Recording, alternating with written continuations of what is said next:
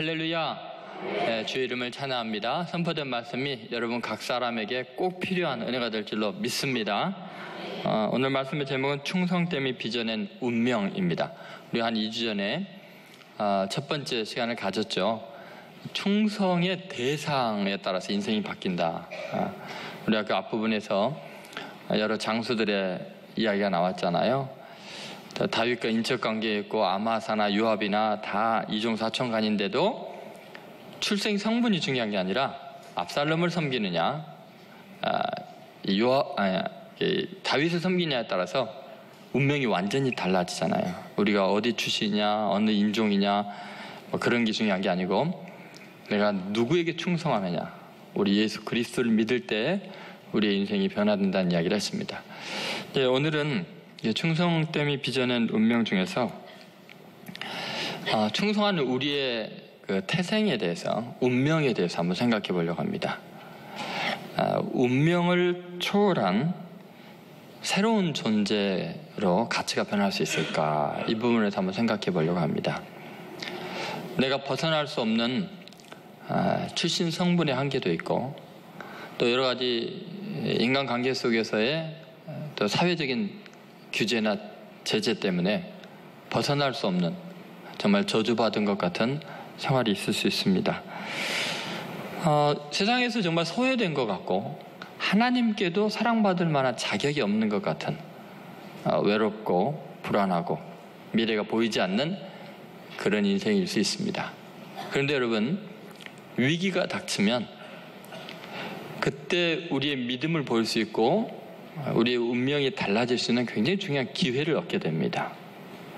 오늘 본문에 다윗이 왕으로서 압살롬의 반란 때문에 비참하게 이제 쫓겨가고 생명 위협을 느끼고 요단강을 건너서 길르앗 땅까지 피난을 왔습니다. 정말 초라한 인생이 되었고 먹을 것이 없는데, 놀랍게도 그 멀리에서 예전에 전혀 알지 못했던, 거리가 멀었던, 별로 중요하지 않았던 사람들이 다윗의 일행을 먹여 살립니다. 그리고 그 섬김이, 그 충성됨이 너무 귀해서 다윗 왕조 실록에, 성경에 뭐 밀가루니 뭐 보리니 뭐 볶은 깨니 뭐 이런 것들이 막 나올 정도로 자세하게 기록을 해놓고 있습니다. 그리고 그들은 이후에 다윗의 하반기에 왕의 통치 기간에 굉장히 중요한 중심 인물들로 운명이 바뀌게 됩니다. 존재의 가치가 완전히 달라지죠. 그래서 여러분, 위기는 우리의 인생을 변화시키는 놀라운 기회입니다. 위대한 기회입니다. 특히 신앙에 있어서는 우리가 어려움을 겪을 때, 또는 주의 나라가, 복음이 욕을 먹고 있을 때는 정말 우리의 신앙의 진가가 발휘되고 우리 인생이 하나님 앞에서 완전히 존재의 가치가 달라질 수 있는 절호의 기회입니다. 그러니까 지금 이렇게 교회가 욕을 먹고 어려움을 겪고 있는 이런 시대야말로 우리 운명이 달라질 수 있는 놀라운 기회인 것을 잊지 마시기 바랍니다. 그래서 오늘 본문 특별히 27절에 보면요, 다윗 왕을 도왔던 사람들의 종류가 나와요. 그 당시 아주 그 이스라엘 입장에서 보면은 초라하고 별 볼 일 없는 멀리 떨어졌던 사람들입니다. 그래서 이 충성을 통해서 그들의 현실의 운명이 완전히 달라지는 새로운 미래가 열리는 것을 보여주죠. 자, 27절을 먼저 한번 읽어보겠습니다. 다윗이 마하나임에 이르렀을 때 암몬 족속에게 속한 라빠 사람 나하스의 아들 소비와 로데발 사람 암멜의 아들 마길과 로글림 길르앗 사람 바르실레가 여러 가지 먹을 것 갖고 오고 또 잠잘 것을 준비해 주죠. 그럼 여기에 나오는, 여러분 이름도 참 이상하죠. 소비, 마길, 바르실레, 뭐 이런 사람들은 어떤 의미가 있는 존재일까요? 도대체 그들의 운명이 어떻게 바뀔까요? 여러분, 우리가 예수 그리스도를 믿는다는 것, 복음을 받아들이는 것에 놀라운 점은 뭐냐면 정말 변화가 가능하다는 것입니다. 절망이 희망으로 바뀔 수 있고요, 세상에서 별 볼 일 없는 하찮은 인간들이 하나님 나라의 중심이 되고 주인공이 될 수 있고, 이 열려진 세계가 가능하다는 것입니다. 내가 타고난 운명, 사주팔자, 저주, 경제적인 환경, 육신의 연약함 다 초월해서요, 완전히 자유로운 새로운 운명을 만들 수 있습니다. 새 사람이 될 수 있습니다. 이전 것은 지나갔으니 보라 새 것이 되었도다. 이것이 하나님 나라의 특징이죠. 여러분 오늘 현실에 여러분 자신에게 절망합니까? 상황을 벗어날 수 없다고 생각하십니까? 그렇지 않습니다. 복음에는 능력이 있고 하나님 나라에서는 얼마든지 반전이 가능하고요, 변화가 가능합니다. 그것을 아주 근본적으로 보여주는 바울의 표현이 있습니다. 로마서 11장 17절에서 18절에 나오는 굉장히 중요한 원리이죠. 하나님께서 어떻게 식물에게 이런 접붙임이라는 독특한 것이 가능하도록 창조하셨을까요? 우리에게 영적인 원리를 설명하기 위해서 하나님은 자연의 이치를 그렇게 만들어 놓으신 거죠. 자, 같이 한번 읽어보겠습니다.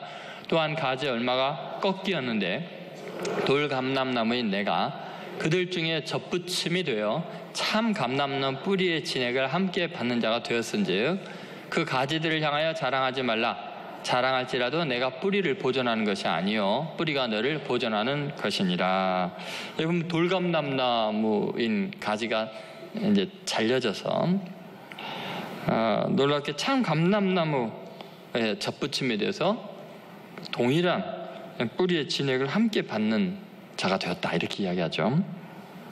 여러분, 우리는 별 볼 일 없는 인생이고 태어날 때부터 돌감나무처럼 열매가 맺을 수 없고 별 볼 일 없는 형편없는 인생일 수 있는데, 어느 날 거기서 정말 잘려지고 예수 그리스도에게 접붙임을 받을 때 그리스도의 은혜로부터 진액을 받아들이고 풍요로운 인생으로, 귀한 열매, 정말 아름답고 탐스러운 열매를 맺는 인생으로 바뀔 수 있다고 이야기하는 거죠.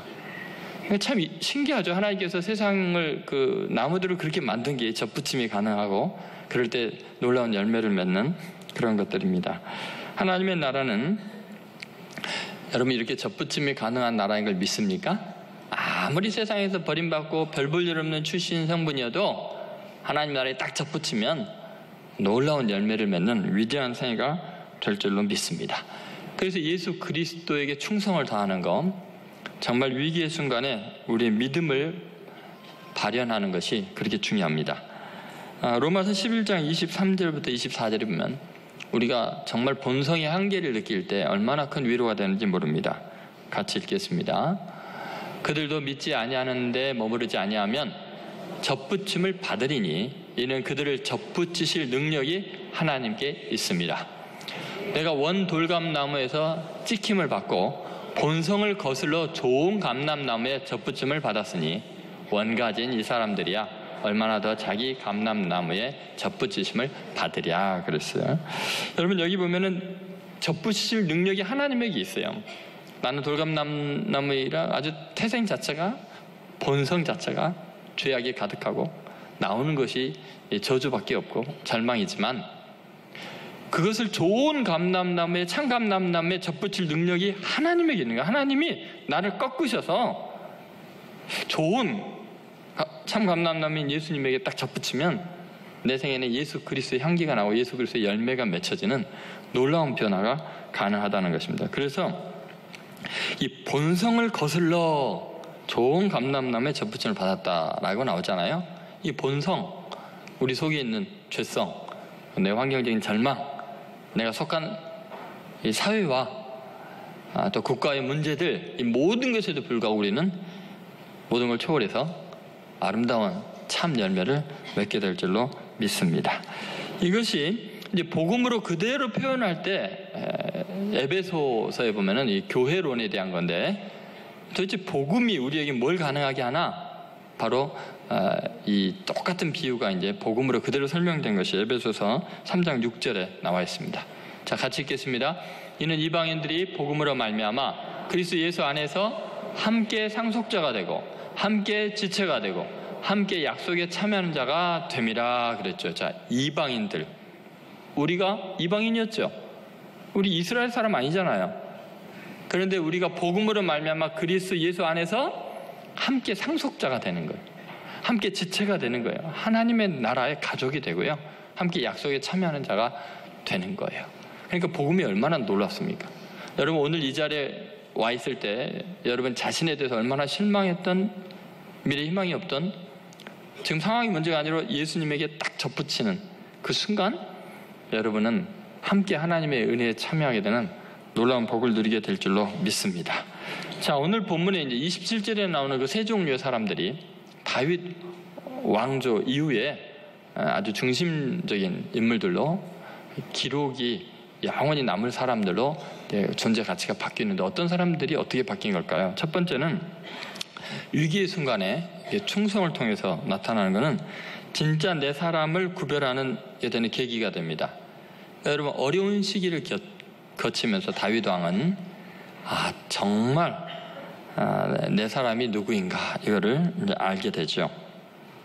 여러분, 오늘 본문에 보면은 암미엘의 아들 마길이라는 사람이 나옵니다. 자, 27절에 나오는 이 암미엘의 아들 마길, 이 사람이 누구일까? 여러분 아세요? 마길이 누군지? 교회 다니면서도 처음 들어보는 이름이죠. 말이 다니는 길인가? 마길이 뭘까? 근데 여러분, 마길은 로데발 사람, 암미엘의 아들 마길. 어떤 사람이냐면요, 사무엘하 9장 3절부터 5절에 나와 있는 사람인데요, 이런 겁니다. 그 사울 왕이 이제 완전히 죽임당하고 요나단도 죽임을 당하고 사울 왕족이 완전히 진멸당하게 됐습니다. 보는 사람마다 사울 왕족을 이제 다윗 왕조가 왕조가 바뀌니까 전 왕조에 대해서 이제 씨를 말리려고 하겠죠. 그럴 때 이 마길이라는 사람이 요나단 왕자의 아들인 무비보셋을, 저른발인 애를 보호해 줍니다. 그 유모가 이제 데리고 이제 도망가니까 멀리 떨어져서 살았던 이 사람이 사울 왕과 어떤 관계였는지 모르지만 그 마지막 생명이 꺼지지 않도록, 왕족이 없어지지 않도록 이 무비보셋을 보호해주는, 지켜주는 역할을 하는데, 다윗이 왕이 되고 나니까 요나단 왕자의 사랑이 생각날 거 아니에요. 그 은혜를 갚아야 되잖아요. 그래서 사울 왕의 후손 중에 남아있는 사람이 있는가? 혹시 요나단 왕자의 자신이 남아있는가? 조사를 해요. 그러면 일반적인 정치적인 정략적인 차원에서 보면 나중에 반란을 일으킬 씨앗을 다 제거하려고 그럴 수 있잖아요. 근데 사울 왕의 시종이었던 시바라는 사람이 다윗에게 와서 일러 바쳐요. 저기 무비보셋이 살아 있습니다. 요나단 왕자의 아들이 살아 있습니다. 어디 있느냐? 다윗이 물어보니까 이 마길이, 로데발 사람 암멜의 아들 마길이 지금 숨어서 데리고 있습니다. 그럼 큰일 나잖아요. 다윗이 착한 사람이었길래 망정이지. 그래서 다윗이 사람을 보내서 무비보셋을 데리고 와서 자기 아들들도 함께 먹지 않는 왕의 자리에 함께 매일 밥을 평생을 같이 먹는 거예요. 쫓겨나기 전까지 다윗이. 그것을 이 마길이 이제 소식을 들었을 거 아니에요. 이제 무비보셋 죽었다라고 생각을 했는데 자기가 그렇게 불쌍히 여기고 지켜주려 했던 무비보셋을 다윗 왕이 선대한 걸 기억한 거예요. 그러니까 이 마길이 다윗이 왕에서 쫓겨나서 비참하게 먹을 것이 없어 곤란을 겪고 있다는 소식을 듣고 자기가 찾아가서 먹을 것을 대접을 해주는 거예요. 그러면 보세요. 다윗이 마지막 죽을 때까지 사울 왕조와 다윗 왕조 사이에는 전쟁이 끊임없이 일어난다고 성경은 기록하고 있고, 실제로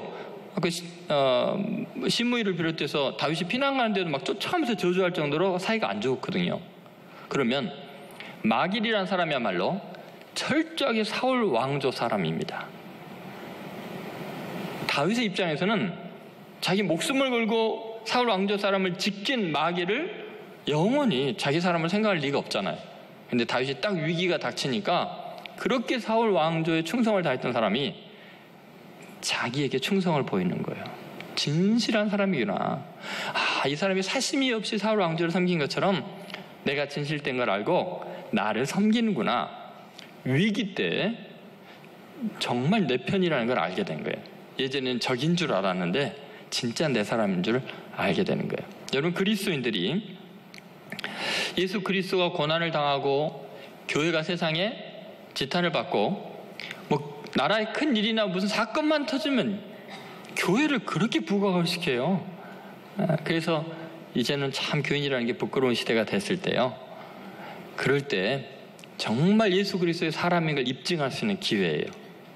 여전히 내가 하나님의 사람인 것을 보이는 거죠. 세상에서 그렇게 잘 나가고 세상에서 그렇게 열심히 살았던 사람이, 그래서 저 사람은 좀 신앙이 좀 이상한 것 같아, 하나님 나라랑 관계가 없는 것 같아, 이런 사람들이 이때 자기 신앙의 진수로 보이는 거죠. 진실을 보이는, 내가 얼마나 예수님을 사랑하는지 보일 수 있는 거죠. 예수님 때도 마찬가지죠. 평소에는 몰랐어요.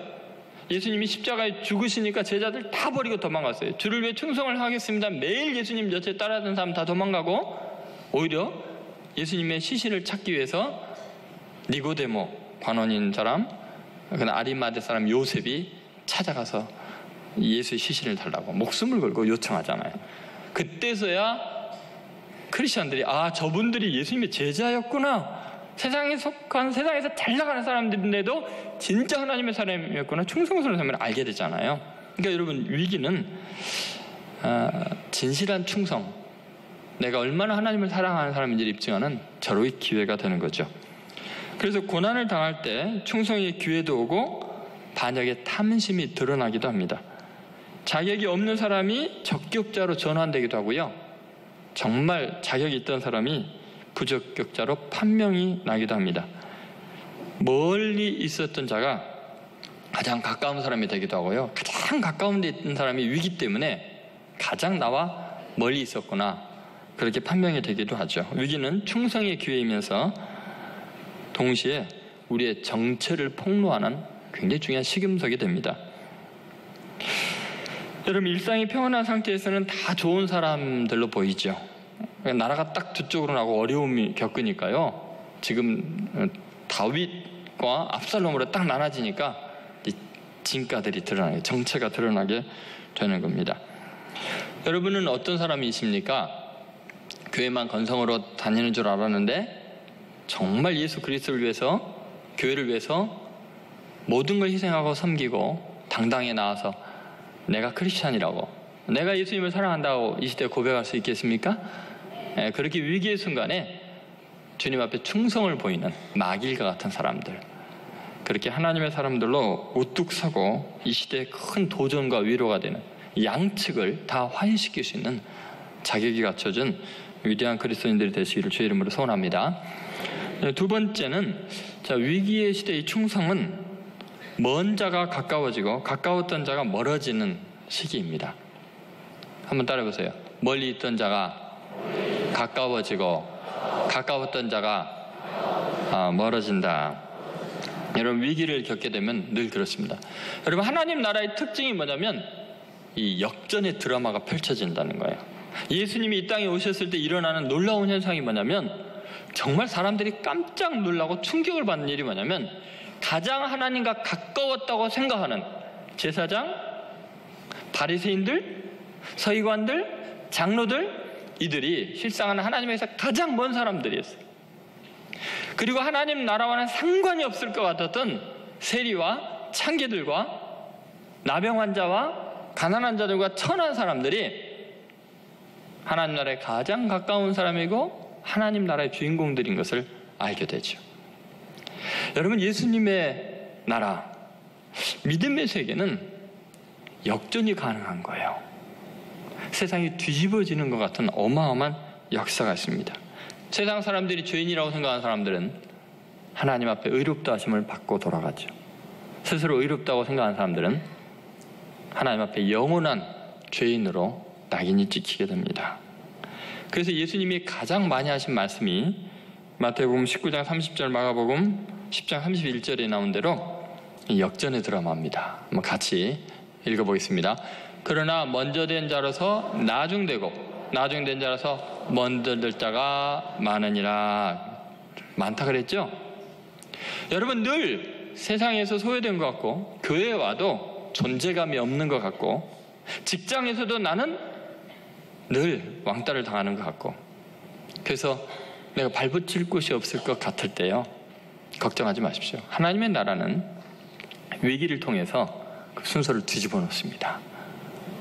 여러분, 예수 그리스도의 복음의 능력은 우리의 삶에 열린 세계를 열어놓는 것입니다. 가능성이 있습니다. 얼마든지 뒤집어질 수 있습니다. 오늘 본문에 바르실레라는 사람이 나옵니다.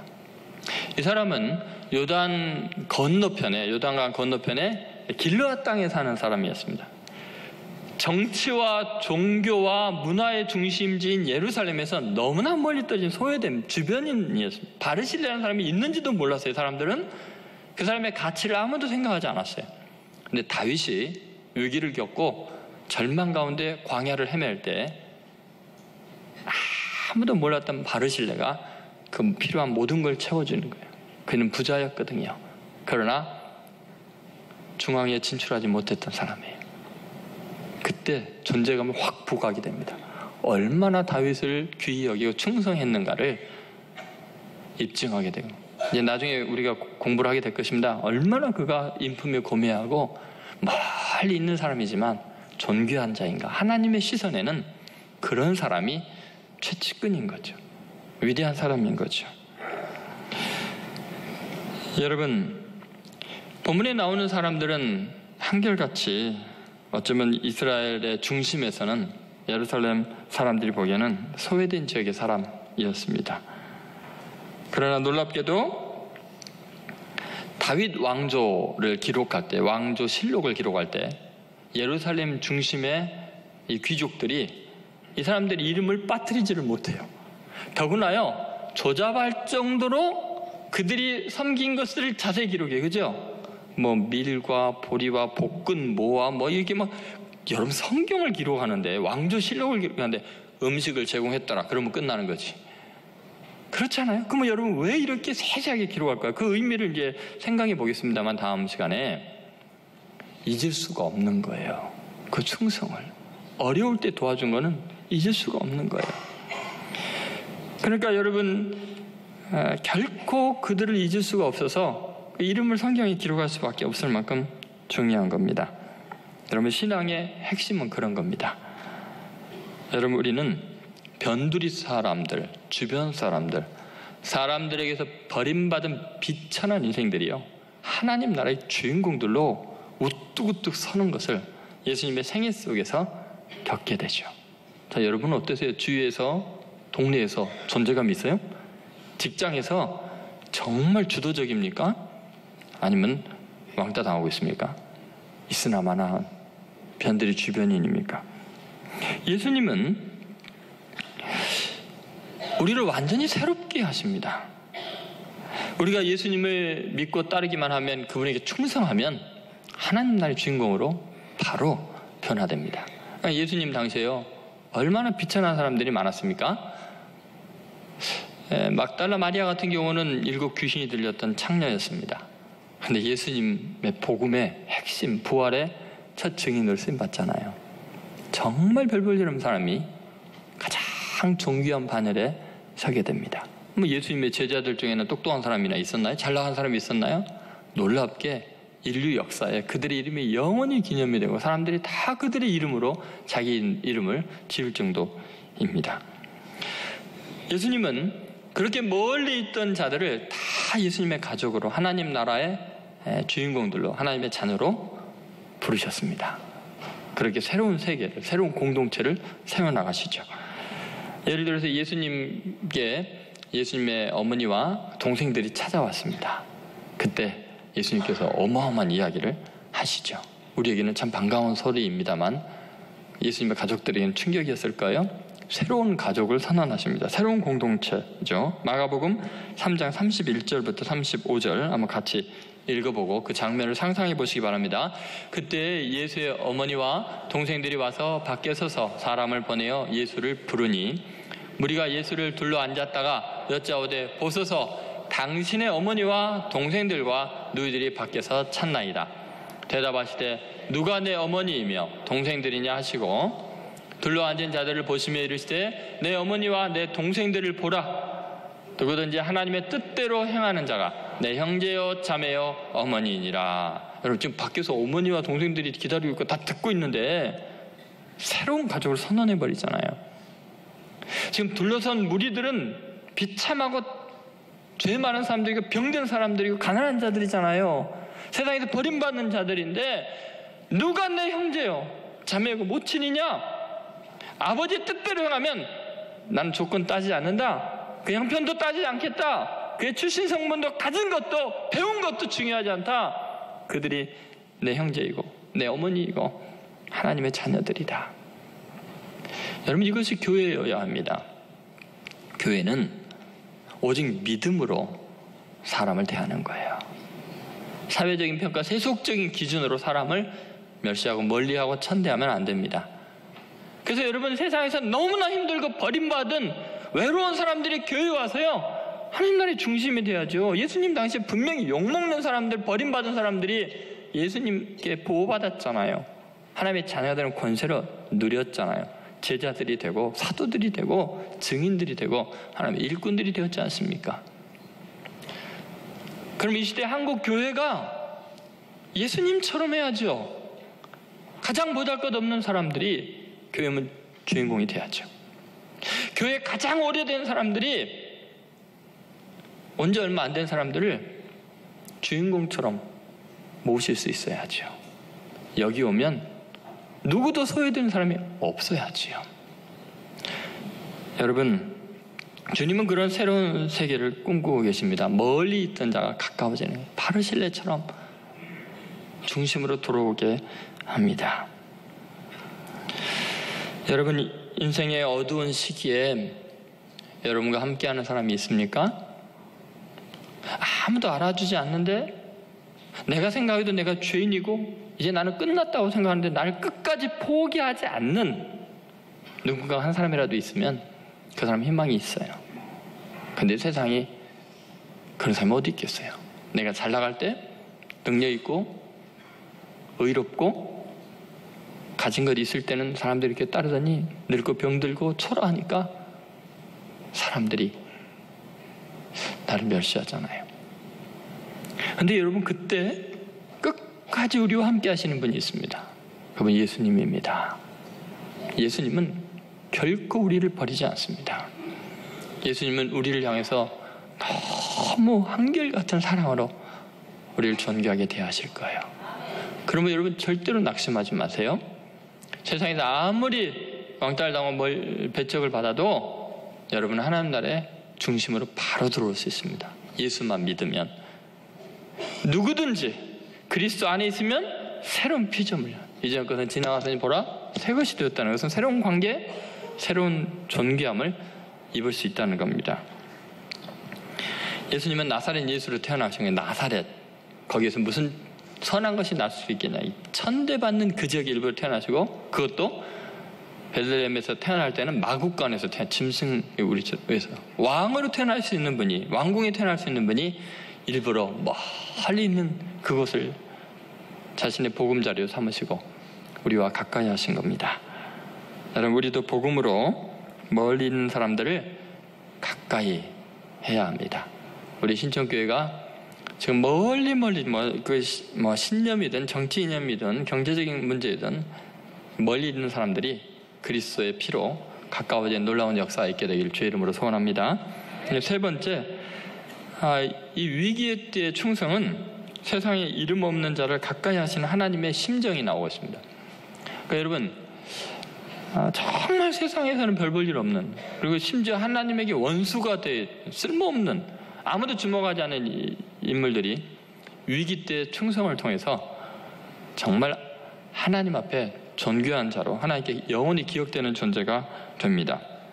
하나님 마음속에, 하나님의 기억 속에, 성경에 남겨지게 되죠. 그 사람이 오늘 27절에 나오는 제일 멀리 있는 사람이죠. 제일 다윗과 관계가 힘들었을 것 같은 사람, 그 사람이 암몬 사람입니다. 한번 27절을 보시죠. 읽겠습니다. 다윗이 마하나임에 이르렀을 때 암몬 족속에게 속한 랍바 사람 나하스의 아들 소비와, 이렇게 나옵니다. 자, 여러분, 이 소비라는 사람이 등장하죠. 여러분, 소비라는 사람 처음 들어보죠. 우리가 소비는 많이 하지만 성경에 소비가 있을 줄은 몰랐어요. 근데 성경에는 소비라는 이름이 딱 한 번 나옵니다. 여기 한 번 나와요. 그만큼 이름이 나올 수가 없는 사람인데 신기하게 기록이 돼요. 왜냐하면 다윗이 위기를 겪을 때 그가 다윗을 도왔거든요. 근데 도울 수 없는 사람이 도왔어요. 왜 그러냐? 여러분, 이 소비라는 사람의 그 행적을 다른 데 찾아볼 수가 없거든요. 그런데 사무엘하 10장 1절부터서 이제 쭉 기록이 되어 있는 6절까지 내용을 우리가 이제 보면은 이런 내용이 나옵니다. 자, 이 암몬 사람들이 다윗을 섬기고 있었고 평화 조약을 맺고 있는 상태였고 조공을 바치고 있는 상태였던 것 같아요. 근데 암몬의 왕인 나하스가 다윗과 친밀한 관계를 가졌습니다. 그러니까 나하스가 다윗과는 워낙 친한 관계를 맺고 있었는데 이제 병이 들어 죽게 되니까 다윗이 조문 사절단을 보냈어요. 굉장히 성대한 사절단을 보냈는데 나하스의 아들인 한운이 왕이 되었는데 그의 대신들이 조언을 잘못한 거예요. 다윗이 왜 조문단을 보냈겠냐? 당신이 부친을 생각한 게 아니라 지금 암몬을 다시 침략해서 자기네들이 점령하려고 그런다. 그러니까 저 사절단을 그대로 보내면 안 된다. 그래가지고 가둬놓고 고문을 하고 수염을 다 뽑아버리고 바지를 엉덩볼기 밑에까지 다 찢어버리고 그렇게 수치를 준 다음에 보냈어요. 그러니까 암몬 사람들이 다윗의 눈에 아주 어긋난 짓을 하고 나니까 얼마나 불안하겠어요. 분명히 전쟁이 일어날 것 같으니까 아람 사람들에게 요청해갖고 군대를 파견하고 수리아 연합군을 만들어요. 그래갖고 다윗을 쳐들어가려고 그래요. 그러니까 다윗이 요압 장군과 아비새를 보내서 이제 그들을 이제 평정하게 이르는데, 아니 그렇게 선을 베푸려는데 그렇게 못되게 굴르는데 다윗이 그들에게 은혜를 베풀죠. 완전히 다 진멸하지 않고 평화 조약을 체결해. 그때 이 나하스의 아들 한우는 그 못된 짓을 했는데 나하스의 아들 중에 소비가 있었는데 다윗의 은혜를 기억하고 있는 거예요. 자기네들을 완전히 진멸을 시켜야 됨에도 불구하고 그 평화 조약을 체결해주는 그 선에서 그친 것에 대해서 그 은혜를 기억하고 있다가 다윗이 위기에 처하니까 자기의 모든 것을 가지고 와서 그 국경을 넘어와서 다윗을 도와주고 섬긴 거예요. 그럼 여러분, 실제적으로 원수였던 자였고 가장 멀리 있던 이방인이었습니다. 도저히 이스라엘 사람들하고는 상대할 수 없는 암몬 족속이었는데도 불구하고 다윗이 위기일 때 충성을 보여주고 믿음을 보여줌으로 다윗의 왕조의 가장 귀한 사람으로 이렇게 기록이 되게 됩니다. 여러분, 우리의 죄와 허물과 악함에도 불구하고 우리를 용서해주고 우리를 받아주는 분은 예수님밖에 안 계십니다. 다윗의 아들 예수 그리스도의 세계입니다. 여러분, 세상 인간관계 속에서는요, 지금 보세요. 정치계, 경제계, 문화계 어디에도요 용서가 없습니다. 자비가 없습니다. 피할 곳이 없습니다. 그대로 응징하고 그대로 저주를 하고 그대로 관계를 끝내버립니다. 그런데 놀랍게 다윗의 왕조 예수 그리스도의 세계, 그곳에는 분명히 죄악덩어리이고 진멸당해야 될 대상인데 예수님이 대신 십자가에 죽으러 오셨고 나 대신 저주를 받으시고 나를 하나님의 자녀로 존귀히 만들어 주셨어요. 그 은혜를 경험한 사람이라면, 예수 그리스도의 은혜로 구원받은 사람이라면 주의 몸된 교회가 욕을 먹고 이 땅 예수 이름이 더럽혀질 때 당당하게 나서야죠. 내가 세상 사람이 아니고 나는 하나님 나라의 사람이라고, 그분이 나를 구원했다고 그분의 편에 설 수 있는 용기가 있어야 이런 위기 시대에 진짜 신앙인으로 하나님 나라의 중심 인물로 우뚝 서게 될 줄로 믿습니다. 여러분, 바로 이렇게 우리는 위기 순간에 놀라운 신앙의 확신을 갖고 새로운 사람들이 될 수 있습니다. 이것은 이제 에베소서 2장 11절부터 여기 세 가지 종류의 사람에 대한 이야기가 정리가 돼서 신기하게 나오고 있습니다. 한번 보시죠. 먼저 에베소서 2장 11절부터 13절에 보면 소비처럼 이방인들이 예수님 안에서 한 가족이 되는 이야기가 나옵니다. 같이 있습니다. 그러므로 생각하라. 너희는 그때 육체로는 이방인이요 손으로는 육체 행한 할례를 받은 무리라 칭하는 자들로부터 할례를 받지 않은 무리라 칭함을 받는 자들이라. 그때 너희는 그리스도 밖에 있었고 이스라엘 나라 밖의 사람이라. 약속의 언약들에 대하여는 외인이요 세상에서 소망이 없고 하나님도 없는 자이더니 이제는 전에 멀리 있던 너희가 그리스도 예수 안에서 그리스도의 피로 가까워졌느니라. 그죠? 소비 같죠, 그죠? 암몬 사람인데 가장 가까운 최측근이 되잖아요. 이방인인데 하나님의 권속이 됩니다. 여러분, 아무리 하나님과 원수가 되어도 예수님 믿고 신앙 고백하면 여러분이 이렇게 하나님의 권속이 될 줄로 믿으시기 바랍니다. 두 번째는 마길 같은 사람인데요. 다윗 왕조와는 원수가 됐을 것 같은데 이렇게 그 벽이 허물어지고 가장 신뢰하는 사람이 되는 기적이 일어납니다. 그 내용이 14절부터 16절에 있습니다. 같이 읽겠습니다. 그는 우리의 화평이시니라. 둘로 하나를 만드사 원수된 것 곧 중간에 막힌 담을 자기 육체로 허시고 법조문으로 된 계명의 율법을 폐하셨으니 이는 이 둘로 자기 안에서 한 세 사람을 지어 화평하게 하시고 또 십자가로 이 둘을 한 몸으로 하나님과 화목하게 하려 하심이라. 원수된 것을 십자가로 소멸하시고. 여러분 지금 우리 민족이 그렇죠. 우리 나라 형편이요. 지금 전 세계가 어쩔 줄은 모를 만큼 남북이 원수가 되어 있고요. 또 우리 남한 안에서도 북한에서도 그러겠죠. 다양한 정치 이념과 세계에 따라서요. 되게 위기 상황인데도요. 서로 원수가 되어 있고요. 이 막힌 담을 뭘로 헐어야 될지 모르잖아요. 근데 여러분 예수 그리스도의 십자가의 복음이 원수된 것을 허물고 화목하게 하실 줄로 믿습니다. 근데 복음으로 하나 되는 길밖에는 없습니다. 예수님의 십자가의 공로와 능력이 아니면 방법이 없어요. 여러분 친족 간에 가족 간에도 마찬가지예요. 주님이 날 위해 십자가에 지신 그 사랑, 그것을 고백할 때만 서로를 용납할 수 있습니다. 그 다음에 바르실레처럼 멀리 있는 사람을 가까이 하는 놀라운 일이 있는데, 자, 에베소서 2장 17절에서 19절 말씀 같이 읽겠습니다. 또 오셔서 먼 데 있는 너희에게 평안을 전하시고 가까운 데 있는 자들에게 평안을 전하셨으니 이는 그로 말미암아 우리 둘이 한 성령 안에서 아버지께 나아감을 얻게 하려 하심이라. 그러므로 이제부터 너희는 외인도 아니요 나그네도 아니요 오직 성도들과 동일한 시민이요 하나님의 권석이라. 믿습니까? 여러분 이제 그리스도 안에서 바리실레처럼 멀리 있던 사람이 가까이 오게 되는, 그래서 우리 교회가 원근각차와 상관없이 그리스도 안에서 한 형제 자매된 우리 민족의 그 공동체성을 회복시키고 하나님 나라의 권속들로 거듭나게 하는데 귀하게 쓰임받게 되기를 바랍니다. 그것은 여러분이 이 시대에 충성할 때, 믿음으로 끝까지 예수 그리스도를 주로 고백할 때 일어나는 놀라운 일입니다. 말씀을 한 가지 하고 마치겠습니다.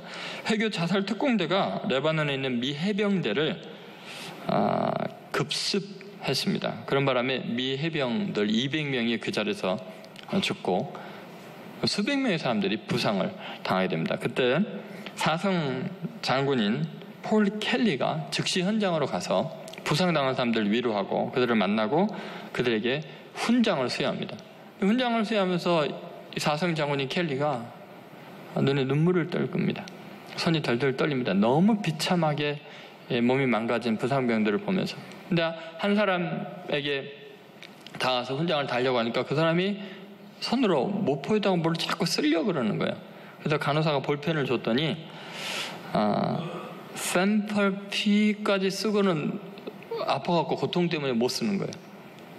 근데 그걸 보고서 켈리는 바로 눈물을 흘리고 통곡을 합니다. 그것이 뭐냐고 간호사가 물어보니까 뭐를 저거 쓰려고 그러냐, 무슨 뜻이냐 했더니 샘펄 피델리스라는 말인데 미 해병대의 구호였습니다. 항상 충성하라. 온몸이 찢기고 상하고 고통 가운데 있으면서 그가 외치고 싶은 말, 입이 다 뭉개지고 없어서 말을 못하니까 손으로 샘펄 피델리스, 나는 이 상태에서도 충성합니다. 그러니 이 별 넷을 달고 있는 장군이 통곡을 안 하겠습니까?